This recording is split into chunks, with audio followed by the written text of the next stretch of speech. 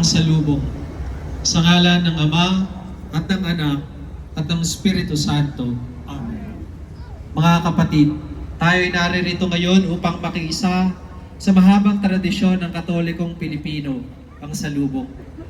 Dito ay sinasadula ang pagkakakita ng mahal na ina at ng kanyang bugtong na anak na nabayubay sa krus at nabuhay muli para sa ating lahat.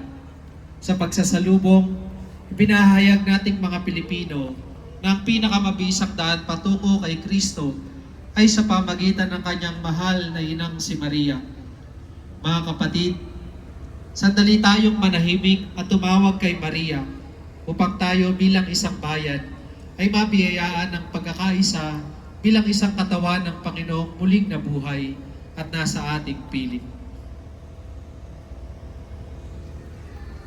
Sumayin niyo ang Panginoon. At sumayo rin. Ang mabuting balita ng Panginoon ayon kay San Mateo. Papuri sa iyo, Panginoon. Makaraan ang araw ng pamamahinga, pagbubukang liwayway ng unang araw ng sanglinggo.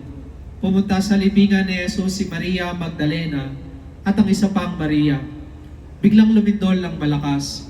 Bumaba mula sa langit ang isang anghel ng Panginoon. Isinulong ang batong nakatakip sa libingan at naupo sa ibabaw niyon.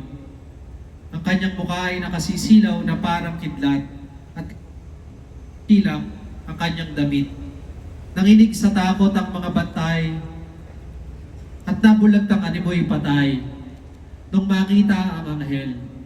Ngunit sinabi nito sa mga babae, "Huwag kayong matakot. Alam kong hinahanap ninyo si Jesus na ipinako sa krus. Wala na siya rito, sapagkat siya'y muling nabuhay tulad ng kanyang sinabi. Halika kayo, tingnan ninyo ang pinaglagyan sa kanya. Lumakad na kayo at ibalita sa kanyang mga lagad na siya'y muling nabuhay at mauuna sa Galilea.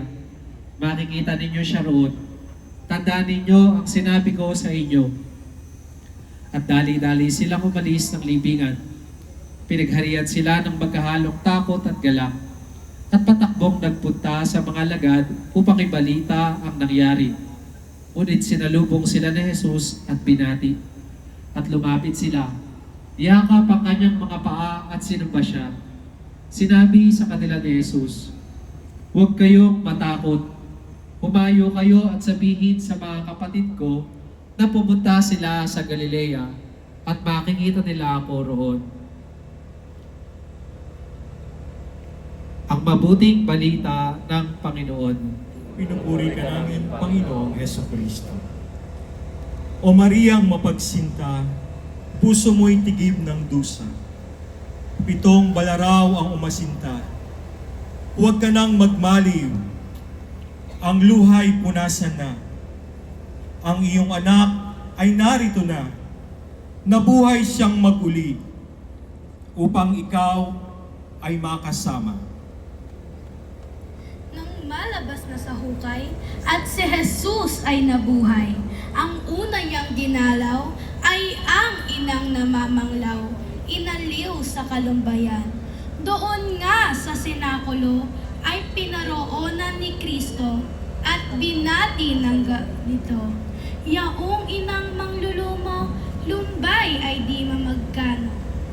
Ama, yung mapalad, karamay-damay sa hirap. Tingi, yaring iyong anak, ang loob ay nang lumuwag, sa kapighati ay sindak. Matuwa na't lumigaya ang puot aking ina. Yamang aking naganap na ang pagsasakop ko sa sala sa tanang anak ni Eva. Napawit na't nakaraan ang unos ng kasakitan, ngayon ay ang katuwaan, inako'y siyang kakamtan nitong aking pagkabuhay. Ang tugon ng Birheng Ina, "Aba, bunso ko aniya,